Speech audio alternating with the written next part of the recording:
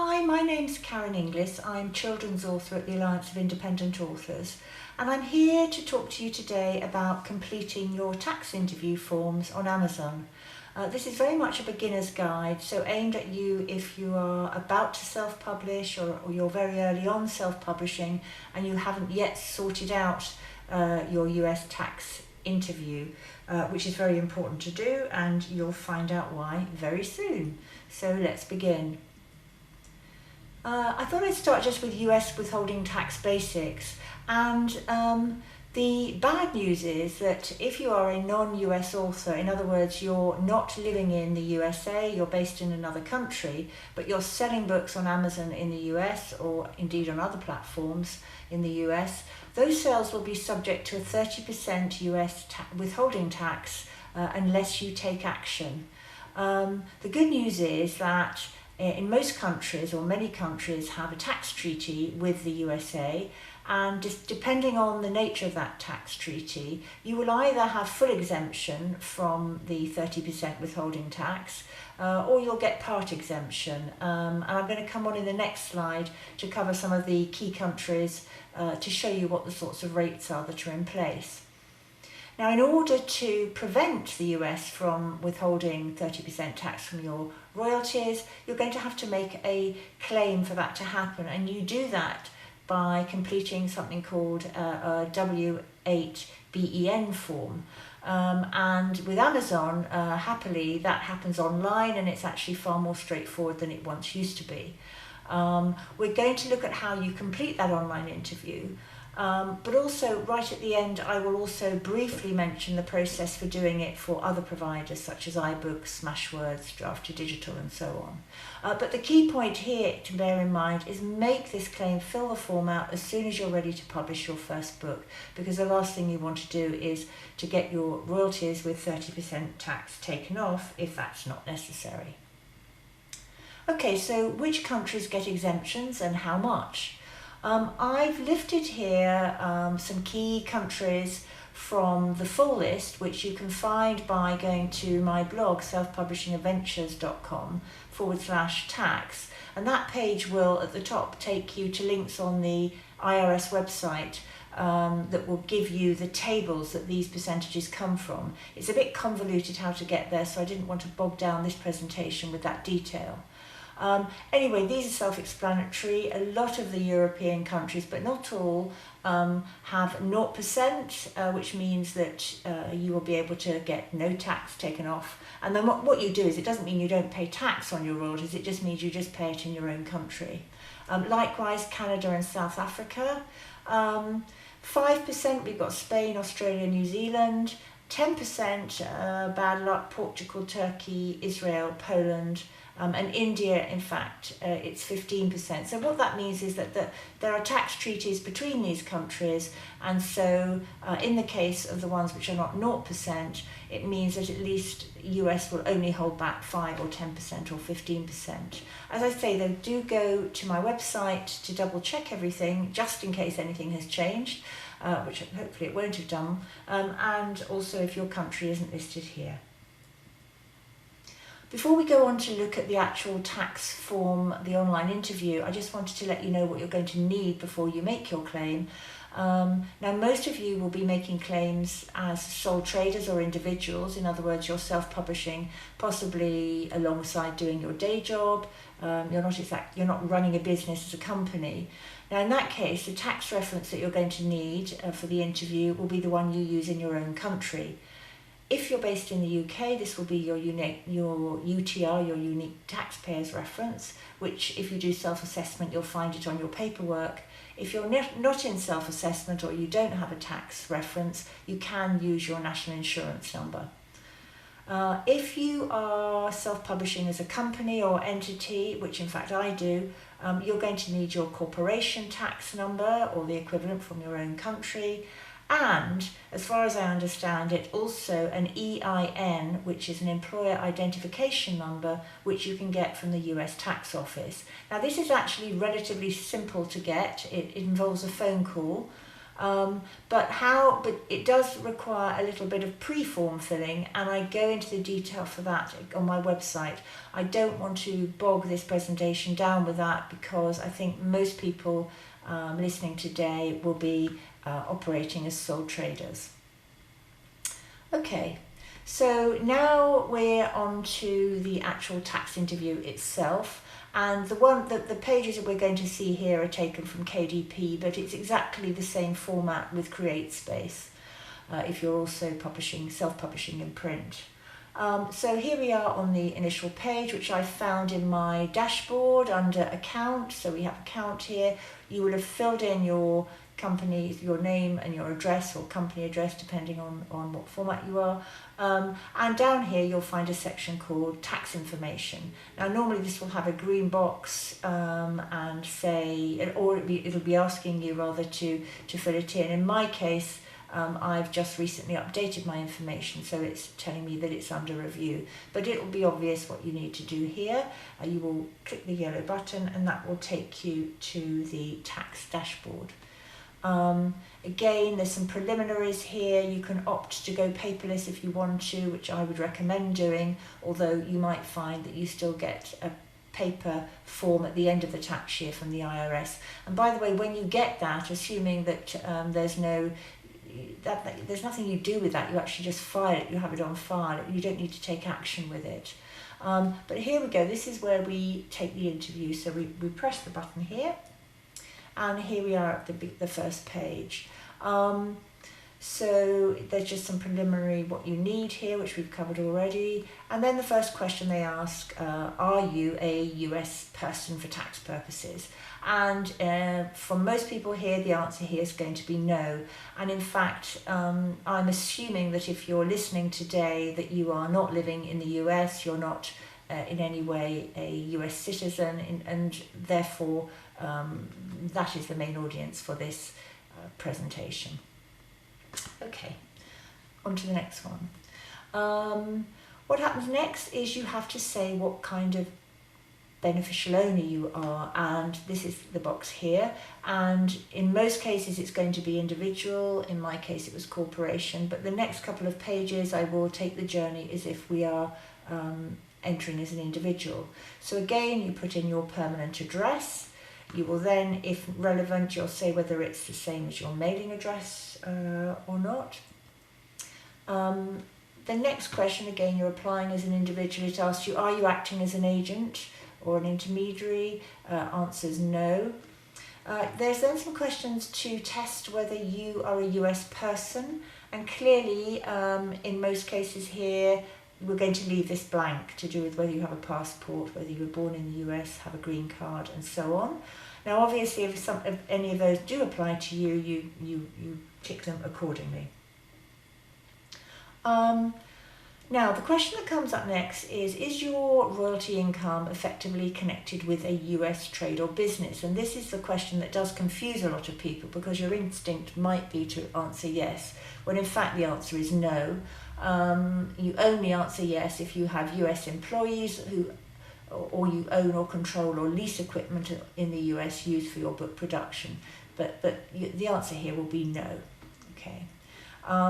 This next section here, it's just reaffirming the fact that I've told it that I'm based in the United Kingdom, and it's asking me to say that I have reviewed the tests that appear in Article 4 of the treaty and qualify as a resident of the country selected above for income tax purposes. You can go off and check all that if you want to, but assuming that you are safely a taxpayer in your own country, I'll leave that one up to you. Okay, I'm not sure why this is repeated here. I might have got a couple of the screens back to front, so let's ignore this bit here. It comes on now to ask you actually for your tax identification number.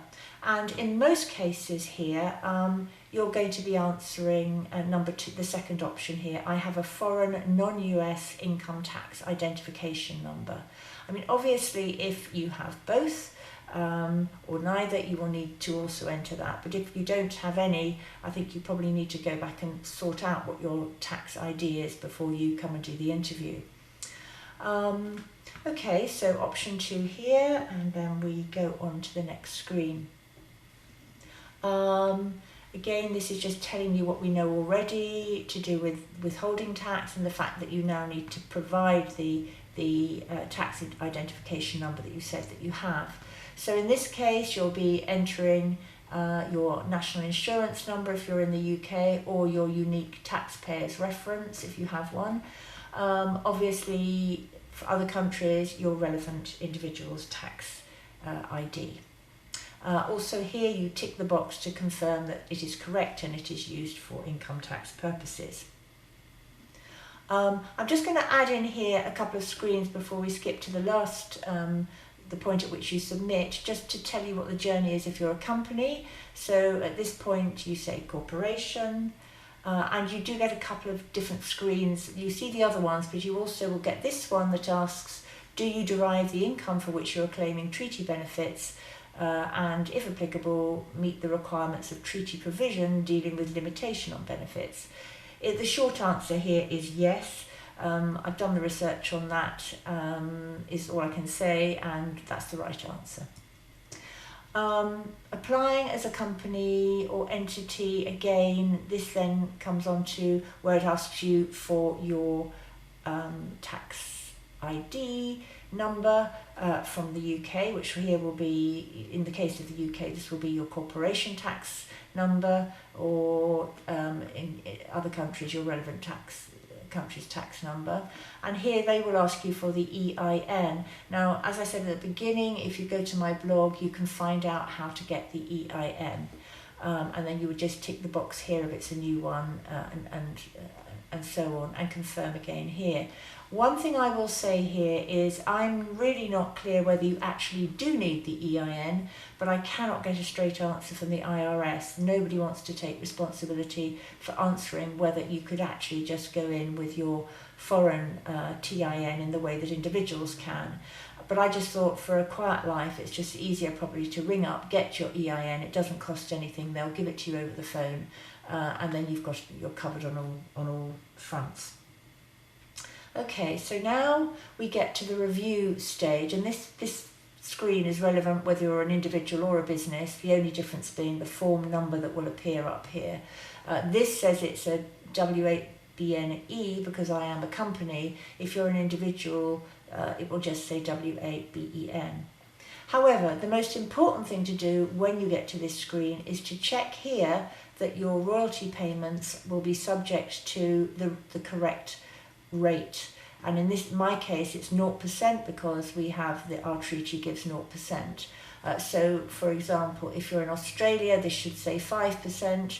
If it's not the correct amount for your country, go back and just double check your entries, because once you submit it, that's the rate of withholding tax that will be applied.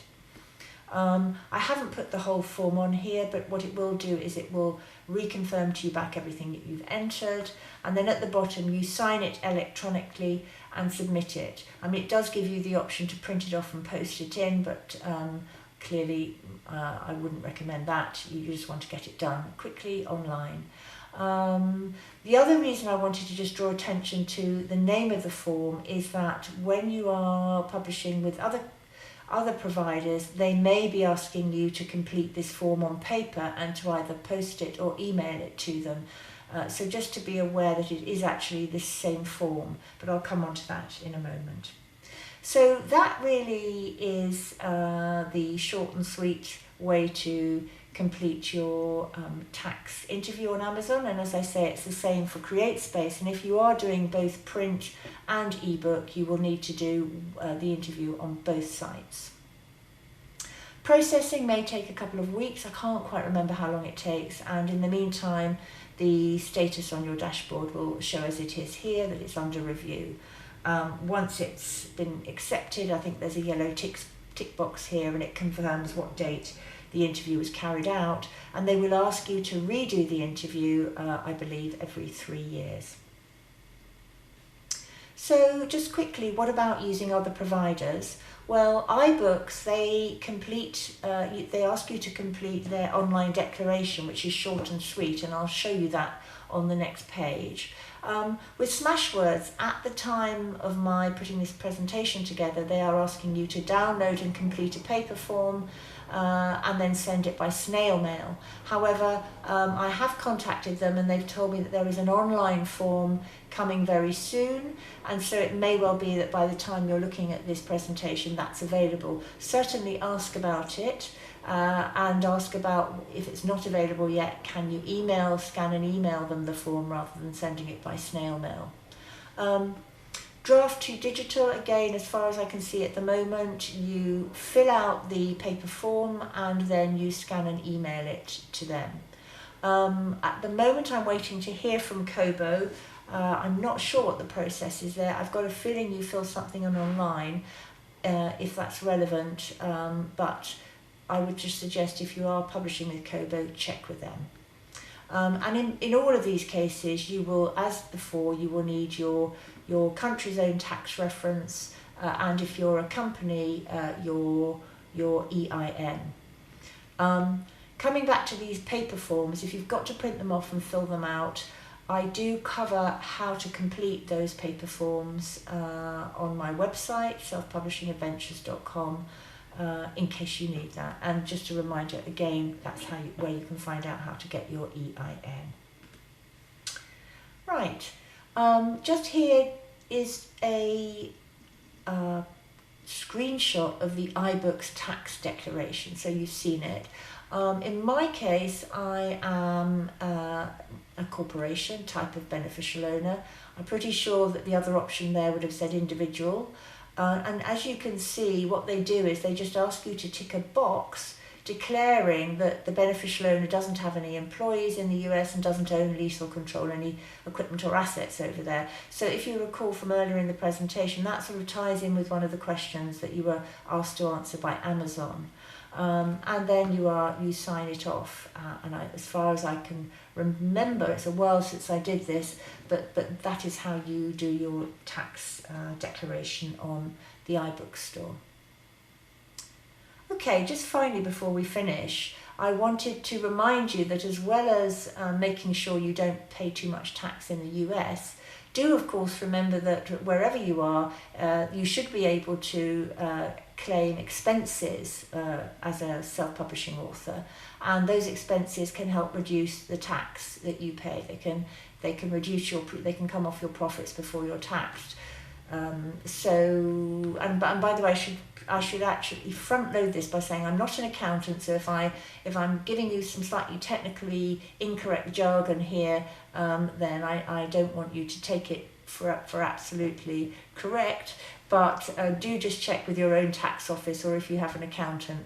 But I just wanted to make you just aware of the sorts of things you're likely to be able to claim. So if you're using a room at home, you've got utility bills, internet charges, then you should be able to apportion some of those to the percentage of time that you're spending on your self-publishing, which might be 10%, 50%, or more. Equally, if you rent office space, that rental expenses, and then we come on to the more obvious ones: any stationery and postage, professional fees, editorial, accountancy, formatting, illustrators, web designers, advertising costs, PR fees, or any associated materials, for example, bookmarks or posters, that kind of thing when you're attending events. All of that you will be able to put down as expenses. Likewise, travel and parking, going to, for example, book events or school events, delivering books to shops. Maybe they take your books on consignment and you have to pay a parking charge to do that. As long as it's not too fiddly, and if it's just round the corner, it's not worth it. But obviously do what's sensible. Equally, travel that you have to undertake to attend courses associated with your self-publishing or research that you're carrying out. Again, check with your tax office or an accountant or a bookkeeper or online. The rules for your country might differ. Courses and the actual cost of attending courses and seminars, a lot of those obviously are online, but others you'll be travelling to. Society memberships, the Alliance of Independent Authors, Society of Authors, any others that you belong to that are relevant to your publishing. And this one I haven't checked with my accountant, but I would have thought it would be right. Research costs, for example, if you're having to buy a book for research which relates to the book that you're writing, I should have thought that would be a reasonable expense, or any entrance costs associated with that research. I don't know, that might be an exhibition that's very niche and relating to the book you're writing, that sort of thing. But again, if in doubt, check. And also costs associated with setting up and listing your books, for example with Lightning Source or Nielsen. I think Ingram Spark, if you're a member of the Alliance of Independent Authors, you'll have reduced or no costs associated. I can't quite remember, but those sorts of costs would be an expense. Equally, software packages, although I would just check in terms of those whether if it's a regular monthly expense or whether you've bought the whole software package. I'm not sure whether buying it in its entirety could count as a capital item. Again, this is coming back to me saying I'm not an accountant, but this is really food for thought for you to check at your end. And then so these are the sorts of things. Expenses tend to help reduce your final tax bill because they come off your profit. And then tax allowances are for capital items such as computers, office equipment and so on, which would have to be apportioned according to how much you use. But the effect of that is that in some way, shape or form, which if I'm absolutely honest, I don't quite understand, but they are allowable, and you'll be able to write them off, as they say, over a period of time, which effectively may reduce your tax. So that was just a little aside from a sort of, based on the kinds of thing I do. I do have an accountant, and as you can probably work out, I'm better at writing than I am at figures, but that might give you some food for thought. Final slide here really is, if you're by any chance publishing for children, I have my blog, selfpublishingadventures.com. It isn't just for children's publishers, but you'll find lots of information there. There's also, if you're based in the UK, as well as tax on US royalties, I have a section on paying UK income tax on book royalties for UK authors. So that's a kind of useful one for you to go and have a look at, to do with what your obligations are. Anyway, I hope this has been helpful for if you're just starting out in self-publishing, and I hope you enjoy the rest of the Indie Author Fringe. And see you again soon, I'm sure. Bye for now.